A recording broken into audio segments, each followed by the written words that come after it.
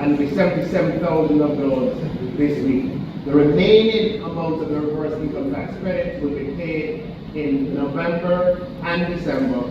If you go to a remittance company to collect, you have to have a valid government ID, a passport, driver's license, or a voter ID. If you're a person with disability, you can authorize someone to collect with a letter signed by a JP, which has your application reference number, your TRN, beneficiary ID, and other information. Mr. Speaker, running through the tape,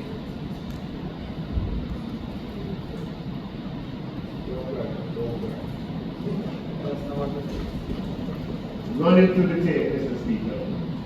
It's been a privilege and honor of my life, and I thank you, and I thank you.